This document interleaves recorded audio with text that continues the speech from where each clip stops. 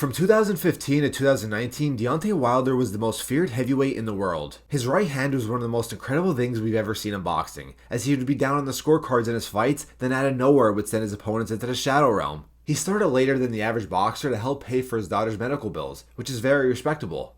Despite starting late, he ended up winning a bronze medal in the 2008 Olympics, which was very impressive. Despite winning his first 40 fights, 39 by knockout, it was pretty clear that he was a one-trick pony. But he was still beating everybody that was put in front of him, until he faced Tyson Fury. Their first fight was incredible. Wilder got his first test facing a boxer with actual skills that wouldn't just stand in front of him, but Wilder still showed his power and knocked down Fury and went the distance. That ended up being a draw, and Wilder would go on to defend his title some more. Then the rematch happened, and Fury just mauled him. Then the third fight happened. Wilder looked a lot better for the first 10 rounds, as he knocked down Fury, but his gas tank caught up to him, and Fury ended him a second time. But losing to a very skilled fighter like Tyson Fury, it's not the end of the world. There was still plenty of options for Deontay Wilder after that, like the highly anticipated matchup against Anthony Joshua, or even against Andy Ruiz. He came back to fight Robert Helenius, basically as a tune-up fight, and he knocked him out in the first round. But that really didn't tell us much other than Wilder just telling us that he's back and has knockout power. But it did not tell us if he has the skills and ability to become champion again. So then he faces Joseph Parker in December of 2023. This was a very good matchup, and we were not sure who was going to win.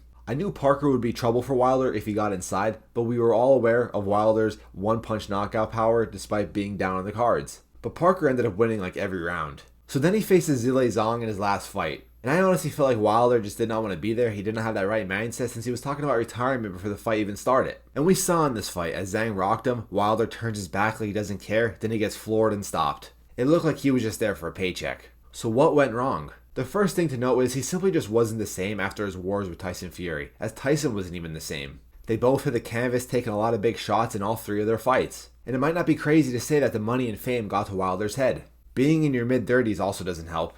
But I think the biggest factor was switching trainers. He started with Mark Breland, who was hands down the best option for Wilder. He made that one-trick pony have the success he did by becoming champion and going the distance with Tyson Fury. But as Breland said, Wilder just became untrainable. It was also well known that Wilder did not like running and skipping rope, basically all the hard work that he needs to put in to be well conditioned, last in the longer rounds, and be more skillful. Had Wilder took the guidance of Breland, who knows how good Wilder could have been. So then Wilder switches trainers, and he picks his former opponent that he knocked out in the first round, Malik Scott. If you want to switch trainers, fine, but to pick a guy who you stopped in the first round and never even trained elite fighters before, you have nobody to blame but yourself. And it's clear that this Wilder and Scott duo did not work. So what's next for Wilder? Retirement. It's simple as that. He just got pushed to the back of the line with 2 back-to-back losses. Forget the AJ fight, forget the Usyk fight, forget the 4th fight with Tyson Fury, forget the Andy Ruiz fight. Also forget the Parker rematch. I mean seriously, what top 5 heavyweight could Wilder beat?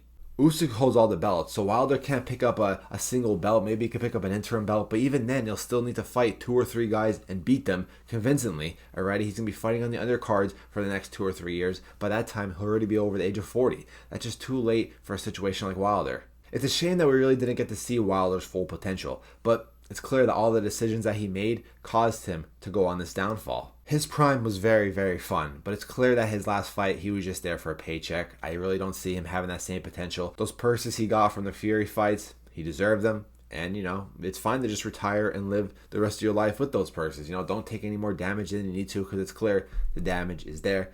The drive is not there. Okay, and you got to have drive if you want to be champion again. And there's really no point for Wilder unless you need the money, which I don't think he needs the money to continue fighting on undercards against top 15 guys. Alright, you either fight top 3 guys or not, unless you want to become a champion again. I don't see that in Wilder.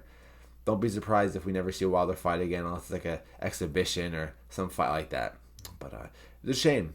It is what it is, but that's the downfall of Deontay Wilder, the rise and fall. Hopefully you guys enjoyed. Let me know what you guys think down in the comments. Make sure to subscribe for daily boxing content. I'm out, guys. Peace.